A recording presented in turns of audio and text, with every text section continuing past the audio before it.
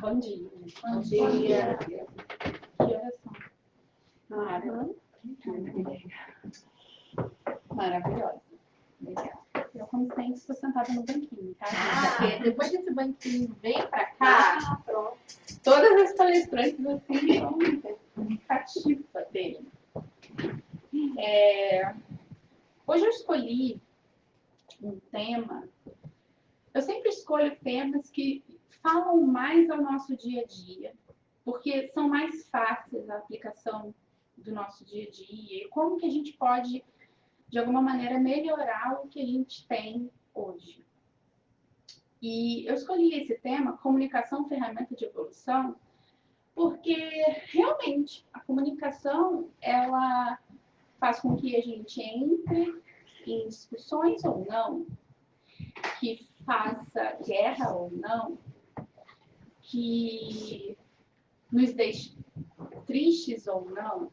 Então, a comunicação, ela é uma base tão importante que a gente deveria dar mais atenção, que eu escolhi esse tema para que a gente consiga destrinchá-lo e conseguir olhar para ele com mais importância. E não apenas comunicação. Por que eu escolhi também esse tema? Porque ele é fácil da gente aplicar no nosso dia a dia. Ele é mais fácil ainda da gente compreender quando a gente esmiuça ele, consegue conhecer ele mais profundamente. Da onde vem, né, essa palavra comunicação? Ela vem do latim e ela tem, eu estava lendo sobre, ela tem communicatio omnis, que seria a ação de participar. Interessante, né, esse significado, a ação de participar. Comunicação é a ação de participar. Participar de quê? Então, existe uma participação, existem 2 pontos, e aí tem vários especialistas que falam que comunicação é o emissor e o receptor. E o que acontece entre esses 2 pontos? Se há algum ruído, se a pessoa fala aqui e a outra não entende, isso aqui, esse entorno é a comunicação. E o que seria do espiritismo se não fosse a comunicação? A gente tem praticamente a base do espiritismo é a comunicação. Comunicação com espíritos, comunicação entre os médiuns e os mentores, através da intuição, comunicação através da psicografia, da psicofonia, que é quando você está recebendo psicofonia, quando você está recebendo uma intuição de um mentor ou de um espírito e você fala. Essa é a psicofonia. Psicografia, todo mundo já conhece, é quando a gente tem ideias passadas para o nosso ser e a gente passa para a carta, ou como o Chico, né, fez para tantas mães aí, as cartas consoladoras de Chico. E aí, para iniciar a nossa palestra, eu queria destacar 3 comunicadores que foram basicamente a fundação, né, do nosso espiritismo e como eles conseguiram, pelas comunicações deles, fazer com que a gente reconheça hoje eles como principais comunicadores. Um é o Kardec, que eu não posso deixar de lembrá-lo. Como foi inteligente, como foi sagaz, como ele conseguiu, através das comunicações dele, trazer para a gente hoje, 200 anos além, à frente, eu estou conversando sobre ele aqui hoje. E a comunicação é interessante porque, como Kardec fez, imaginem vocês com a oportunidade de fazer quase 1000 perguntas para espíritos e eles conseguiam te responder, mas será que a gente teria a inteligência e sagacidade que Kardec teve para fazer perguntas? Será que hoje eu, com a oportunidade de fazer 1000 perguntas, eu teria extraído todas as informações que os espíritos poderiam nos dar? Será que eu seria inteligente o suficiente como Kardec foi? Será que eu conseguiria espremer toda a laranja com todas as informações como a gente tem agora hoje no Livro dos Espíritos? Então, não é só de quem responde, é de quem pergunta também. Essa responsabilidade entre esses dois pontos é mútua. Um de quem pergunta e outro de quem responde. E uma outra figura que eu queria destacar era Chico, óbvio, né? Não poderia sair das nossas bocas, dos nossos sentimentos. Chico quase não saiu de Uberlândia. Mas hoje, ele é... Uberaba. Hoje ele é reconhecido como a pessoa que deu um bunch na doutrina espírita. Ele não é só reconhecido pelos espíritas, ele é reconhecido por diversas outras religiões que aplaudem a conduta e que aplaudem essa comunicação não verbal dele. Comunicação através de energia, através de ações. E o terceiro, não menos importante, na verdade, ou mais importante, é o diretor da casa, que depois de 2000 anos a gente ainda fala dele. Ele é objeto de discussão, ele é objeto de palestra, ele é objeto de inspiração, ele é nosso modelo, ele é nosso guia. Então, como pode uma pessoa, né, um ser divino, conseguir extrair da gente ainda 2000 anos à frente, como ele consegue ainda, a gente lendo a Bíblia ou a gente lendo qualquer tipo de evangelho, como ainda a gente consegue captar informações, apesar dele não ter escrito nada? Apesar dele não ter se comunicado conosco através da escrita. Através das atitudes dele é que a gente já tem os exemplos. A comunicação dele não era escrita. E aí, vamos lá. Nós também temos não só essas figuras, mas Gandhi, Madre Teresa, que comunica com a gente, comunica de uma maneira totalmente diferente do que a gente fala sobre comunicação, comunica sua bondade, comunica como a gente deve proceder. E essas são as figuras que a gente tem como modelo, tá? E como guia. Mas e aquelas figuras que não conseguiram atingir esses objetivos? Pelo contrário, utilizaram da comunicação como ferramenta do mal. Queria destacar aqui alguns, mas a gente vai destacar. Se a gente for parar para pensar, a gente faz outra palestra sobre essas figuras. Hitler e Napoleão e os nossos políticos, que se utilizam da comunicação como massa, como ferramenta para se utilizar da massa da população. E aqui eu gostaria que a gente não olhasse eles num tom de julgamento, e sim num tom de esse amigo caiu ali e eu não posso cair também. Então é como se fosse uma pessoa que, sem olhar, passou direto aqui e caiu aqui no degrau do púlpito. Eu falo, opa, eu tenho que ter mais atenção ali, porque ali tem um degrau. E aquele meu amigo caiu. Eu não posso cair também. Então a gente pode dar um abracinho no Hitler, um abracinho no Napoleão e todos os nossos políticos que se utilizam dessa comunicação errônea, né? Essa comunicação para o bem próprio. Mas se utilizando, sim, das informações que eles acabam nos passando sem querer, mas como exemplos de não proceder. Alguém aqui já conhece ou pensa que é possível existir uma comunicação não verbal? Né? Óbvio. Praticamente 70% da nossa comunicação é não verbal. Todas elas, praticamente. Às vezes, uma expressão facial vai antes da nossa palavra. Às vezes, um olhinho virado Também, eu sou mestre. E aquele nosso cinema mudo, que a minha geração não pegou muito, mas outro dia eu estava assistindo e eu, gente, como é que pode, né? Eu entendi o filme todo, sem passar uma palavra nas expressões, na forma de andar.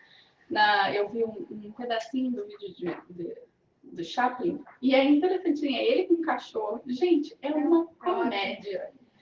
E é tão profundo isso, porque a minha geração ainda não conseguiu ter. Eu vejo uma coisa antiga que provavelmente era entretenimento para as nossas gerações anteriores, e que hoje a gente tem tantas ferramentas a mais que a gente pode se utilizar delas. Naquela época nem tinha, mas hoje a gente pode, né? Entender mais o que seria essa comunicação para que a gente consiga colocar ela em prática no nosso dia a dia. E os nossos animais? Falam muito. Às vezes você dá uma bronca no cachorro e ele fica, eu sei que eu fiz, né? Mas desculpa aí, mãe. Ele fala muito. Cara de coitado. Caiu da mudança. Tem aqueles que não estão nem aí, soberbos. Muitos gatos são assim, né? Eu amo gato, mas tem gato que é assim. E aí, você não vai me dar comida, não? Tipo, não tô nem aí pra você. Os animais falam e muito. Basta a gente saber identificar. Essas são algumas, né? Alguns exemplos que a gente pode olhar e prestar atenção e aprender com eles, aprender com cada um deles. Eu já falei que a principal comunicação é essa que a gente não fala, né? É que não sai nenhuma palavra da nossa boca. E aí eu queria relembrar vocês, quem nunca parou num café com um amigo, conversou durante 2 horas e achou que eram 10 minutos. Nossa, já acabou a conversa? Então bora. Saiu de lá bem, saiu de lá alegre, saiu de lá esperançoso. Essa energia que sai dali, da conversa, também não é verbal. É muita energia que sai. E eu nunca mais vou esquecer de um exemplo que a Débora deu um dia aqui, que é engraçado, que é sobre os nossos inimigos. Às vezes a gente fala 10 minutos com os inimigos e a gente... Inimigos no sentido assim, de que discorda de alguma coisa da gente e a gente tem aquela situação difícil para aprender. E ela falou, a gente pode encontrar o nosso desafeto, vamos dizer assim, e dar um elogio, e dar um elogio, sei lá. Eu lembro do exemplo dela, elogiei o cabelo. Cara, isso é tão vivo ainda na minha mente, Débora, que eu tô botando novamente aqui na nossa palestra. Essa dificuldade, né, de falar, de estar próximo do nosso amigo, é energia também. É a dificuldade que a gente tem de lidar com essa situação. E como que a gente pode lidar melhor? Como que a gente pode lidar melhor, não só com quem está próximo da gente? E aí, falando sobre proximidade, a gente pode levar essas informações para tudo que acontece ao nosso redor, tá? Mas e a comunicação que a gente faz externa, para fora do nosso ambiente? Como assim, Érica? A gente tem a era da internet, tá? E o que a gente está emanando nessas redes sociais? Quais são as nossas atitudes escritas nas redes sociais? Será que a gente discute com alguém? Será que a gente vai lá, não tá certo, vou lá falar que não tá certo, porque não tá certo. A minha visão não tá certa. Se a gente repassa fake news no nosso WhatsApp, graças a Deus, né? Tudo muito organizado, não existe fake news no WhatsApp do Seara. Mas será que na nossa internet a gente tem essa responsabilidade da nossa comunicação como espíritos? Responsabilidade de passar o bem? de mandar as receitas maravilhosas que a Débora manda pra gente? Aqueles frangos lá tostadinhos, né? Aquelas coisas maravilhosas que ela manda. Será que a gente tem, como espírita, responsabilidade nessas informações, nessa comunicação que a gente faz externamente? Não só com o nosso marido, com o nosso filho, com o nosso ambiente familiar, mas externo, para o mundo. Alguém já fez uma varredura aqui no Facebook? O que tem lá no nosso perfil? O que tem no Instagram? Tá tudo em paz na época de Natal. Chega a eleição, as famílias, todo mundo brigando com o outro. Todo mundo brigando, todo mundo se batendo lá. Será que a gente, como espírita... Não, eu olho, mas... Pode falar. Você olha, mas não... Não briga, não briga. Não, é uma disputa que não vale a pena. Será que vale a pena? E outra, qual é o exemplo que a gente quer dar como espírito? O que a gente tem aqui para falar? Será que a gente vai falar alguma coisa boa? Será que vai acrescentar para a pessoa? Se não acrescentar, para quem você vai falar? Para que você vai discutir? Existem pessoas que não estão prontas ainda para ouvir. E a gente tem que saber e respeitar. Eu tenho uma amiga, Bárbara. Bárbara é maravilhosa. E ela é evangélica desde quando ela nasceu na igreja evangélica. Teve um dia que ela me fez muito feliz. Muito feliz. Ela chegou para mim, eu já estava aqui, né? E a gente conversando no telefone. Ela falou assim, amiga, os espíritas, para mim, são a religião que mais prega caridade. É a religião que mais prega caridade. Caraca, que legal, né? Então a gente está conseguindo passar essa informação para ela, não só para ela, mas para todas as pessoas que estão em volta. E aí ela acrescentou, são as pessoas mais bondosas, assim, que eu vejo de bondade mesmo, genuína. Pode ser que ela externamente veja isso, né? Mas a gente também tem os nossos percalços. E aí eu assisti numa palestra do Rossandro. O Rossandro é maravilhoso. Na época de pandemia, né, é muito difícil a gente se encontrar. Então ele estava fazendo várias lives e vários encontros virtuais para conversar sobre vários temas. E aí teve uma específica que ele reuniu 3 dirigentes, eu acho que eram responsáveis pela comunicação social de cada instituição. E eram instituições espíritas. E aí ele falou assim, durante, né, a discussão, ele comentou uma situação que eu falei, vou levar isso para a palestra. Eu até comentei hoje com a Débora que isso já estava na palestra há muito tempo, mas que a gente teve um exemplo aqui no nosso dia da gente ir numa igreja evangélica. E aí o Rossandro falou assim, gente, o que vocês acham que a gente errou em relação à comunicação interna nossa? Porque a gente consegue conversar e a gente consegue se comunicar com várias religiões. A religião católica, os evangélicos, os budistas, a gente é muito aberto para isso. E aí um tom de crítica, né, que se iniciou na live dele era por que a gente não consegue se relacionar internamente com os nossos centros espíritas? Por que a gente tem dificuldade com federação, palestrante, expositor, tem divergências de opiniões e não conseguem se conversar?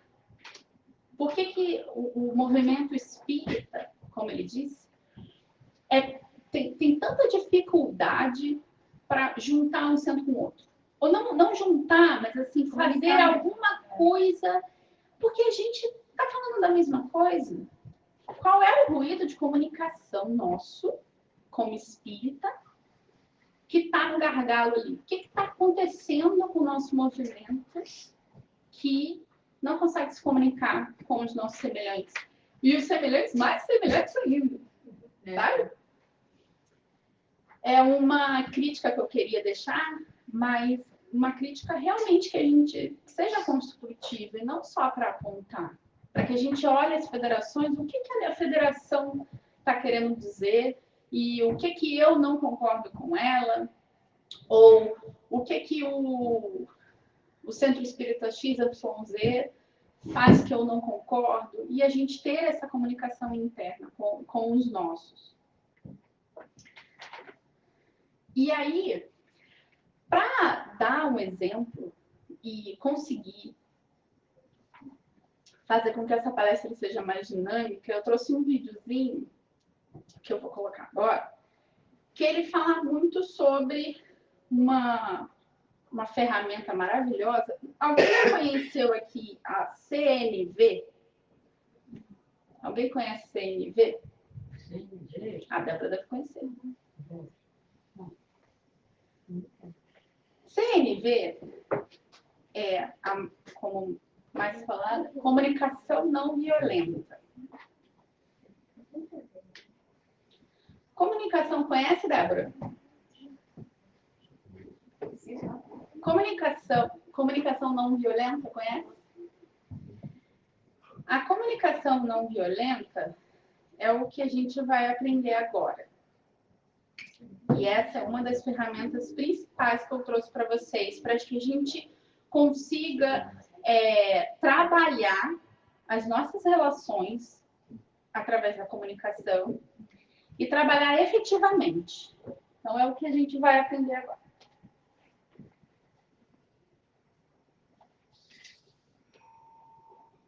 O que é comunicação não violenta? Eu entendo a CNV como um conjunto de ideias que sustentam um modo de pensar e de se comunicar com as pessoas através de conexões mais profundas que revelam a nossa natureza íntima. Então, é como se a CNV nos oferecesse novas rotas para o pensamento. Sendo assim, a comunicação é apenas um dos aspectos da CNV, mas o principal é uma forma de pensar que me estimula a entrar em contato com os meus sentimentos e as necessidades por trás das atitudes. Essas necessidades, às quais me refiro, são humanas e universais. Por exemplo, todos temos necessidade de proteção, segurança, amor, intimidade, aprendizagem e cooperação social. Ao entrar em contato com meus sentimentos e necessidades, eu me conecto com algo que há em comum entre mim, você e todas as outras pessoas. Todos temos as mesmas necessidades.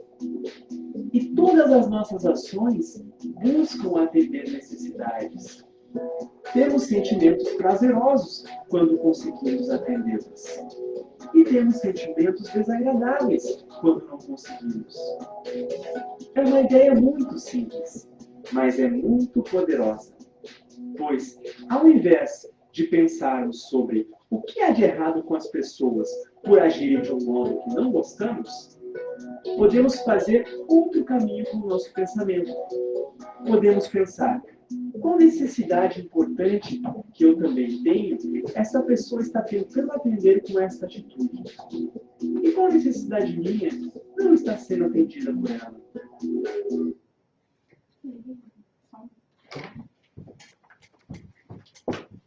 Como o vídeo é um pouquinho a mais que isso, eu quero que vocês entendam pelo menos esse quadro, tá? Eu vou dar um exemplo aqui. Vamos imaginar que eu, casada, tenho duas tarefas em casa para fazer, tá? E meu marido está em casa. A gente pode dividir, certo? Eu tenho uma tarefa que é ir ao supermercado e a gente, de comum acordo, decidiu que ele lavaria a roupa, tá? E eu vou lá, vou no mercado, compro tudo, higienizo quando chego em casa, guardo. E aí eu chego, olha assim, meu marido está sentado na TV, olhando TV. Eu falo, assim, como assim? Ah, é bem assim. Eu ia falar, como assim? É bem assim. E aí, por que eu trouxe esse exemplo? Porque muitas pessoas passam a mesma situação. Então, como que a gente pode resolver essa discussão que a gente poderia iniciar para resolver essa situação? Qual o sentimento e a necessidade que eu tenho e que meu marido tem? Eu vou explicar para vocês como a gente identifica isso. A minha necessidade é que a gente tenha roupa boa, lavadinha no meio da semana, certo? E a necessidade dele é de descansar. Percebem que são necessidades diferentes, mas todo mundo tem essa necessidade. Então, quando você tem algum conflito de comunicação, algum conflito, alguma discussão, você tem que identificar a necessidade do outro, que provavelmente você tem. E vice-versa. Então, eu falo para a pessoa, querido, eu também tenho necessidade de descansar. Porque eu já identifiquei qual é a tua. Você quer descansar. Mas a minha necessidade também é que a gente comece a semana com roupa limpa, né? Essa comunicação não violenta vai fazer com que ele compreenda a necessidade. E aí a gente está falando de um mundo que tem a compreensão mútua, né? E você não vai brigar. E aí ele vai explicar mais à frente qual é a direção que você pode seguir. Você quebra coisa em casa e fala, por que você não lavou a roupa? Ou você faz essa comunicação mais clara, sucinta e efetiva.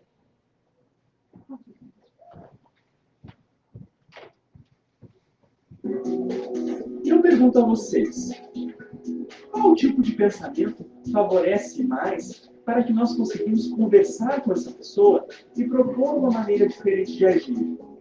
O pensamento que aponta o que está errado com ela, que deseja punir? Ou o pensamento que aponta qual necessidade ela pode estar tentando atender com isso e qual necessidade minha eu gostaria de ter atendido? E é lógico que esse pensamento estimula a cooperação.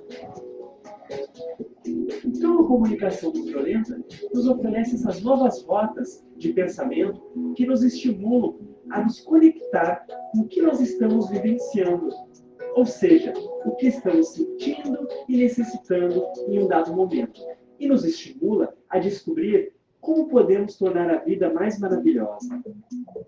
Fazemos isso através de uma conexão baseada em necessidades. Aprendemos a usar uma linguagem que expressa de modo claro o que nós observamos que outra pessoa está fazendo, como nos sentimos em relação ao modo como isso afeta as nossas necessidades e o que nós gostaríamos que fosse feito para que nossas necessidades sejam atendidas. E quando alcançamos essa compreensão, criamos uma condição para que as pessoas sintam compaixão e satisfação em se doar.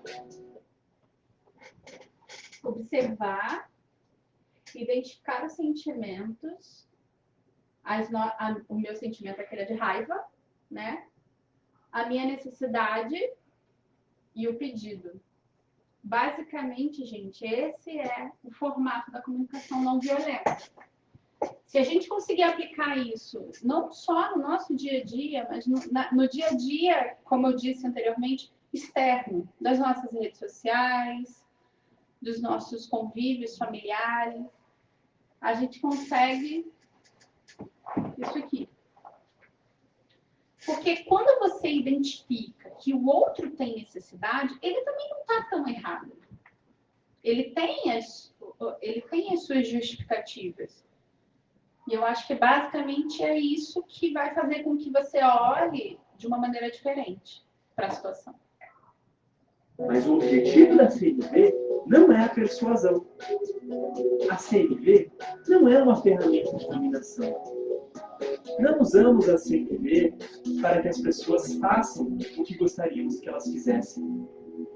Usamos a CNV para criar uma conexão de qualidade onde conseguimos enxergar a natureza íntima das pessoas, que é comum a todos nós. Com isso, procuramos encontrar a solução que atenda de modo mais pleno às necessidades de todos. Pelo menos é isso que eu consigo perceber. Então, gente, basicamente é uma empatia, um olhar mais empático com a necessidade do outro. Saber que a gente vai discutir, saber que a gente tem diferenças de opiniões, isso todo mundo sabe. Isso todo mundo sabe. Mas saber trabalhar isso vai fazer com que você tenha um relacionamento de qualidade, um relacionamento em que você compreende o outro. E ensinar isso para o outro também é super gratificante. Saber ensinar isso para o outro, mostrar as suas necessidades e por que você precisa atingi-las, é uma ferramenta de evolução, que é o tema da palestra.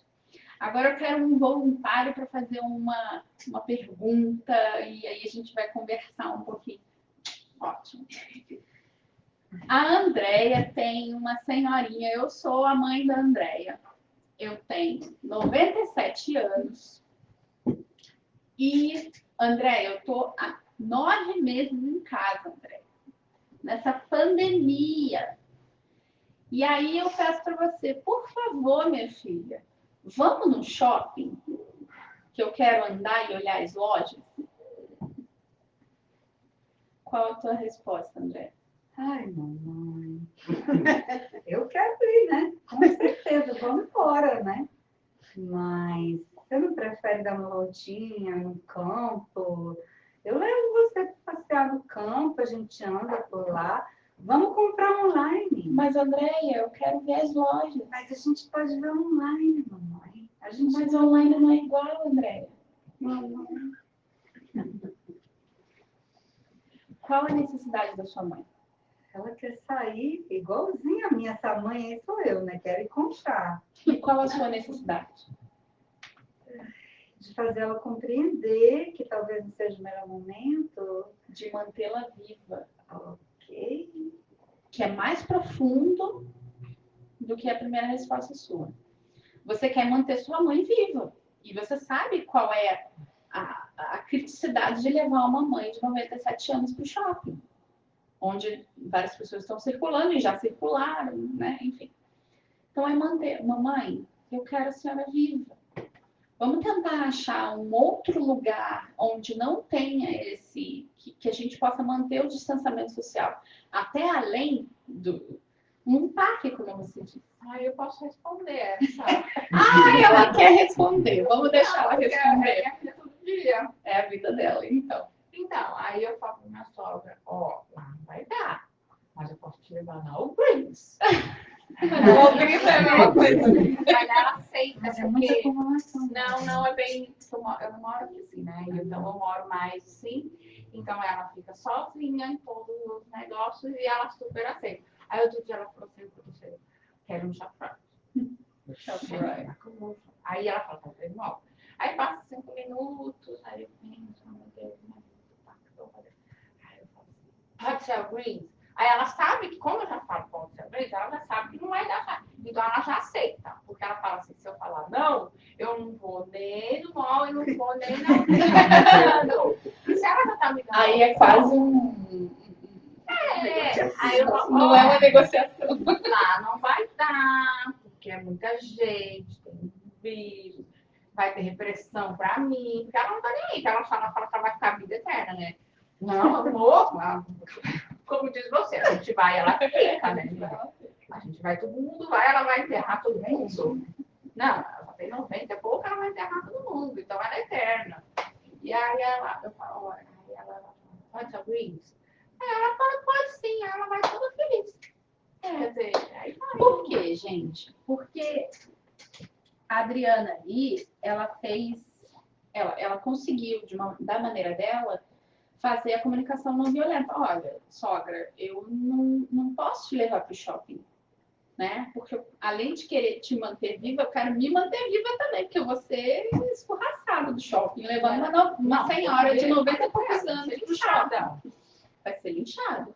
Enfim, no final das contas, é a sua... Você conseguiu mostrar para ela a sua necessidade, mas também a gente tem que compreender a necessidade do idoso. Que, gente, 9 meses em casa, nem a gente ficou. Sem ver gente. Sem ver gente. É a manutenção da energia dele que a gente também está falando. Porque estar em casa parado, ou ir para a cozinha, voltar para a sala, vai para o quarto, é uma coisa. Agora você respirar um ar fora, olhar coisas fora, dá uma energia diferente para a pessoa. Então a gente tem que saber identificar as nossas necessidades e a necessidade daquela outra pessoa que está conversando com a gente. A gente pode escolher, sim, como disse o vídeo, a gente pode escolher discutir ou a gente pode compreender e tentar fazer com que o meio termo seja instaurado ali naquela conversa.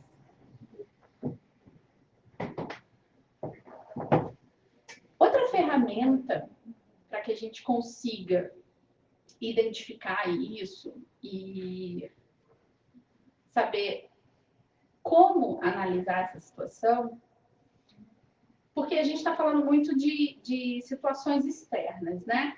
A nossa sogrinha, por exemplo, a nossa mamãezinha, o nosso marido, situações externas ao nosso. São dois componentes, são duas pessoas falando, discutindo ou falando. Mas vamos imaginar que seja interno, um conflito interno. Como que a gente identifica a nossa necessidade se a gente está brigando na nossa cabeça? Para quê que eu estou falando isso?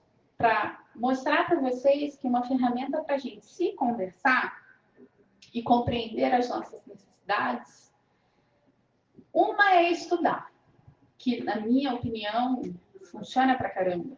Estudar o que é a gente, meditação. Quem é que medita? 3. Nossa, gente. Tô brincando. Meu Deus! Parece difícil, gente, mas meditação é uma ferramenta maravilhosa para a gente se entender, para a gente conseguir identificar as nossas necessidades e quais os conflitos internos a gente está tendo sem saber, porque vai brotar. E não é aquela meditação maravilhosa de 50 minutos, que você fica lá sem pensar em nada. Não! Eu comecei com 5 minutos e foi aumentando e eu fui identificando coisas diferentes no corpo. Com 5 minutos. Só 5 minutos. Então, não quero que vocês virem expert hoje. Quero que vocês iniciem apenas, às vezes, cozinhando, dirigindo. Meditação é o estar presente. Qualquer coisa que vocês façam, estando presente... Fica, mas é esse não, mindfulness. Mas é para pessoas que ainda não conheceram aquele mais profundo. Mesmo é a ausência de pensamento. Sim, mas aí, antes da ausência de pensamento, que é muito mais profunda, que a gente possa iniciar a meditação nas nossas atividades. Prestando presente. Prestar atenção no presente. E não ficar ansioso do que eu vou fazer amanhã, segunda-feira, porque amanhã eu tenho trabalho. Não. É só uma atenção especial para o seu presente. Tá? E a outra ferramenta, que na minha opinião vai fazer um efeito mais rápido, é a terapia. Antes de eu começar a terapia, eu tive que vencer alguns preconceitos. E aí, eu acho que muitos aqui ainda têm. Preconceitos, eu sou carioca, e no Rio, engraçado, que só faz terapia quem tem algum diagnóstico específico, sabe? E aí, eu tenho uma amiga que sempre fez terapia, ela fala, vamos fazer terapia? Eu falei, gente, mas eu não tenho problema. Eu não tenho um problema. Será que eu tenho algum problema? Gente, quem não tem problema? Todo mundo tem problema.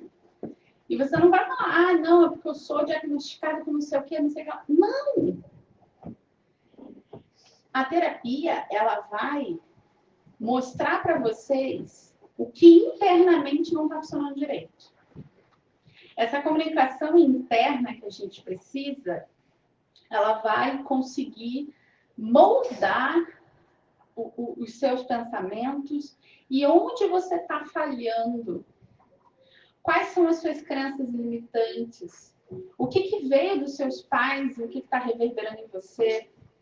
Qual é aquele momento da infância que você trouxe e está carregando até agora?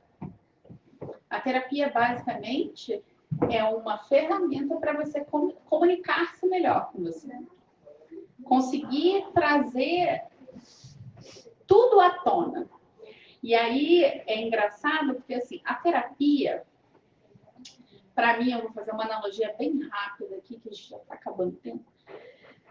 É como se você quisesse arrumar a sua casa. E vamos imaginar só 2 cômodos da casa. A sua cozinha e o seu quarto.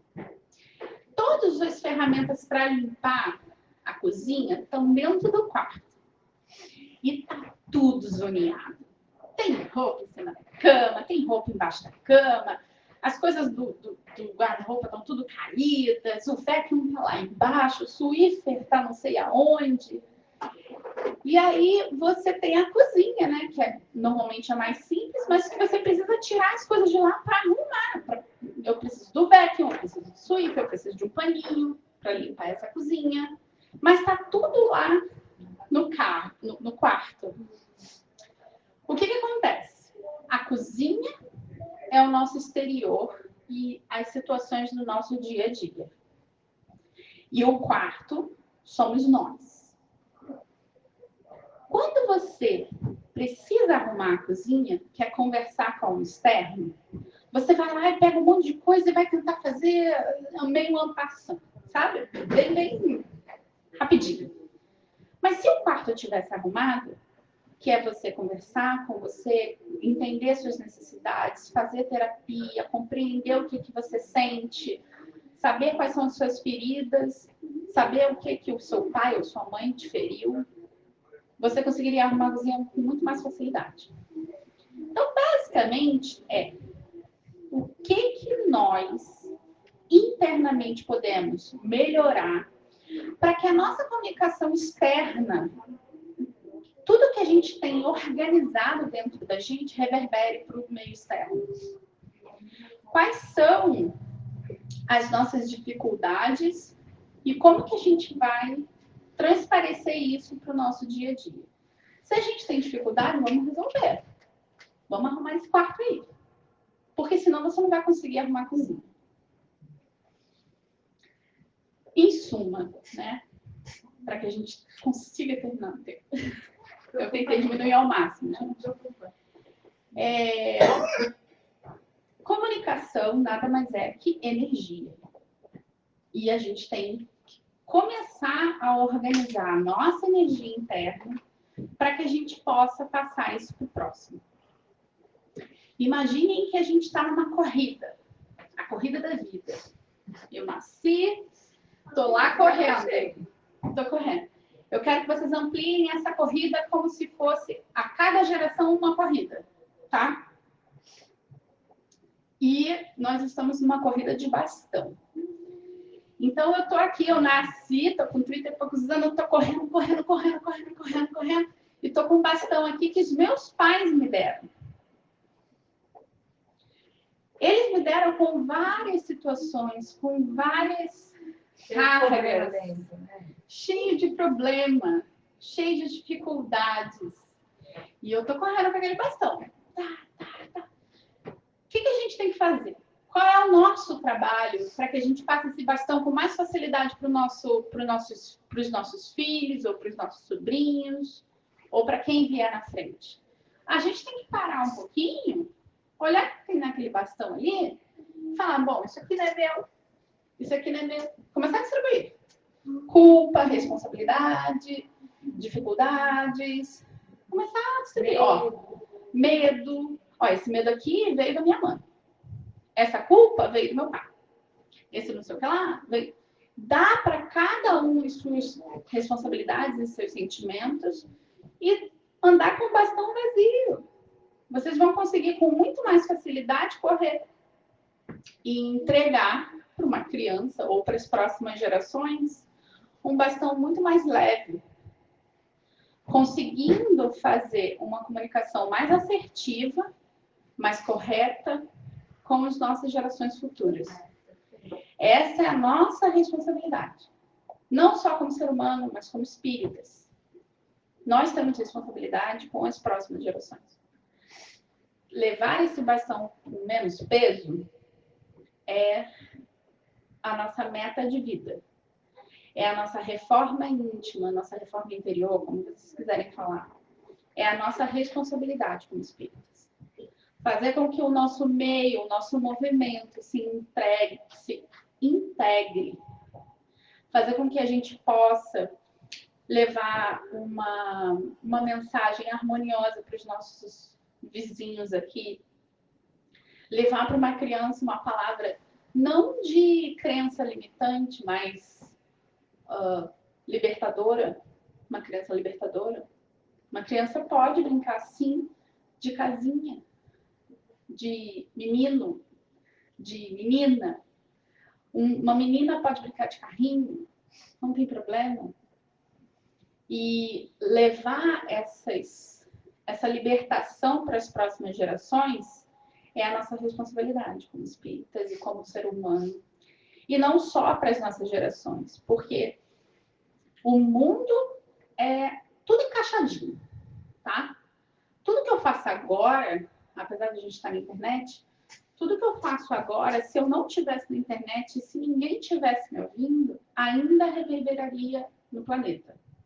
Ainda teria uma energia emanando em ondas para o nosso planeta. Então, quanto mais a gente se resolve internamente, mais a gente resolve o nosso mundo, o nosso universo.